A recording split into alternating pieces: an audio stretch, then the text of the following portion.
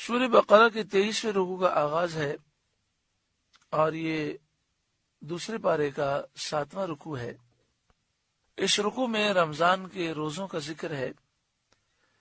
یا ایھا الذین آمنوا، اے ایمان والوں، کتب علیکم الصیام، تم پر روزے فرض کیے گئے، کما کتب علی الذین من قبلکم، جیسا کہ تم سے پہلے لوگوں پر فرض کیے گئے، لعلکم تتقون، تاکہ تمہیں پرہیزگاری ملے۔ یہاں فرمایا گیا کہ تم پر روزے فرض کیے گئے، یعنی رمضان کے روزے فرض کیے گئے۔ اسلام کی ابتدا میں، یعنی ابتدائی ایام میں جو روزے فرض ہوئے تو اس میں ایک روایت یہ ہے کہ پہلے عاشورے کا روزہ فرض ہوا، پھر اس کی فرضیت منسوخ کی گئی، ہر مہینے کے 3 روزے فرض ہوئے۔ 3 روزوں سے مراد ہے 13، 14، 15 تاریخ کا روزہ، پھر اس کی فرضیت منسوخ کی گئی۔ اب یہ ہے کہ عاشورے کا روزہ رکھنا سنت ہے، افضل ہے، اور ہر مہینے کے 3 روزے رکھنا افضل ہے۔ اسے ایام بید کہتے ہیں، 13، 14، 15۔ ایام بید اسے اس لیے کہتے ہیں کہ اس میں راتیں روشن ہوتی ہیں، چاند اپنے عروج پر ہوتا ہے۔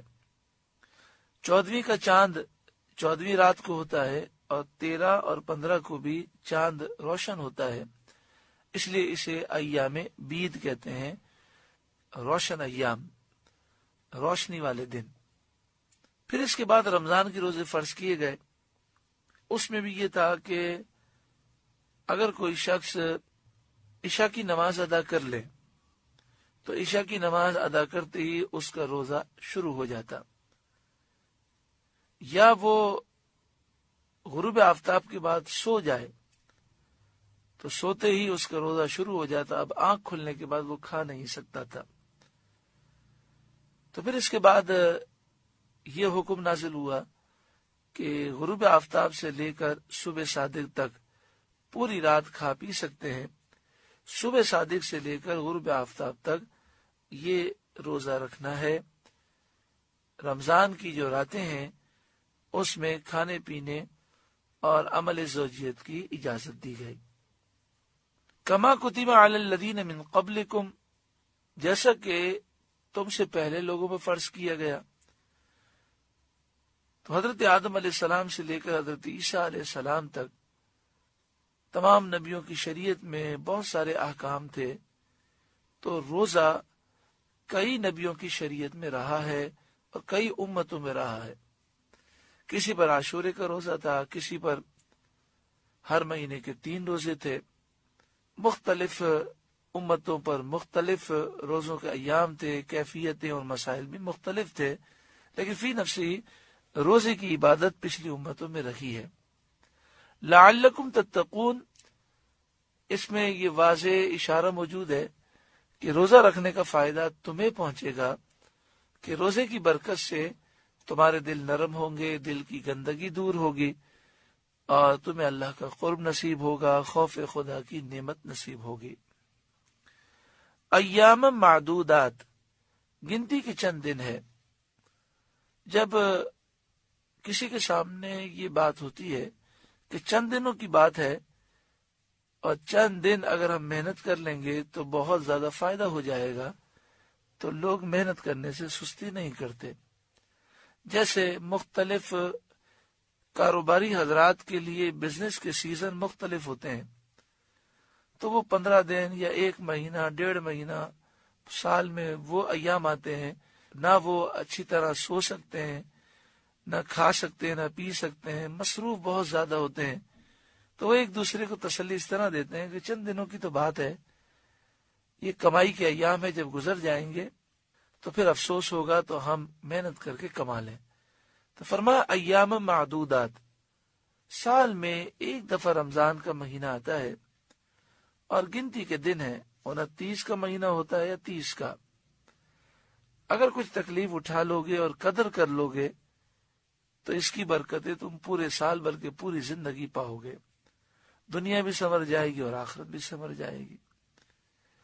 فمن کان منکم مریضا، تو جو کوئی تم میں سے بیمار ہو، ایسا بیمار ہو کہ جس کے لیے روزہ رکھنا مشکل ہو، او علی سفر، یا وہ سفر میں ہو۔ سفر سے مراد یہ ہے کہ 92 کلومیٹر یا اس سے زائد دور جانے کے ارادے سے اپنے شہر سے باہر نکل چکا ہو۔ سفر کے دوران اگر وہ روزہ نہ رکھنا چاہے یا بیمار روزہ نہ رکھنا چاہے تو رمضان کے روزے ابھی نہ رکھے، بعد میں قضا کر لے۔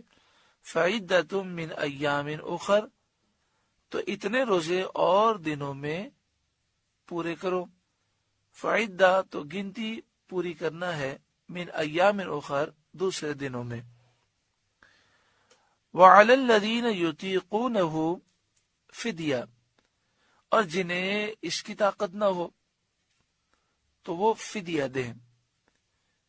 طعام مسکین، ایک مسکین کا کھانا، یعنی ایسا بیمار کہ اب اسے کبھی بھی تندرستی کی امید نہیں ہے، روزہ رکھنے کی طاقت ہی نہیں ہے، اور نہ بعد میں وہ طاقت پانے کی امید رکھتا ہے، جیسے شیخ فانی جس کی عمر 90 سال ہو گئی، بڑھاپے کی وجہ سے جسم میں طاقت ہی نہیں، اور اسے یہ محسوس ہوتا ہے کہ ہر سال کمزوری بڑھتی جا رہی ہے، تو ایسا شخص زندگی میں روزے نہیں رکھ سکتا، تو ہر روزے کے بدلے میں ایک فدیہ دے دے۔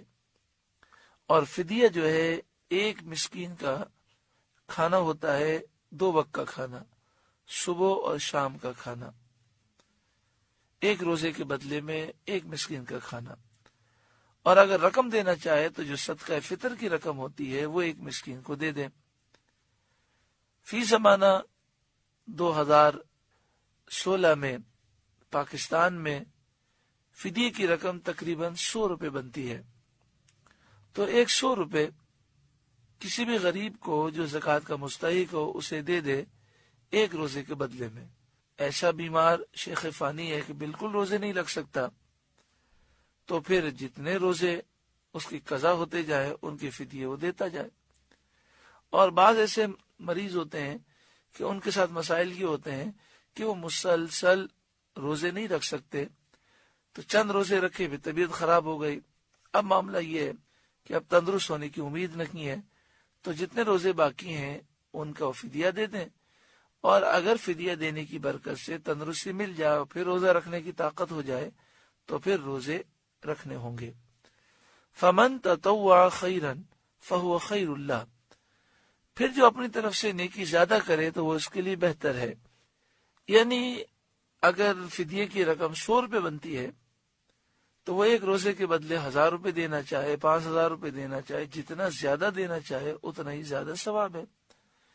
وَأَن تَصُومُوا خَيْرٌ لَكُمْ، اور تمہارا روزہ رکھنا یہ تمہارے لیے بہتر ہے، ان کنتم تعلمون، اگر تم جانو۔ یعنی مسافر اگر حالت سفر میں روزہ رکھ سکتا ہو اور اسے اور اس کے ساتھیوں کو تکلیف کا اندیشہ نہ ہو تو بہتر ہی ہے کہ روزہ رکھ لے۔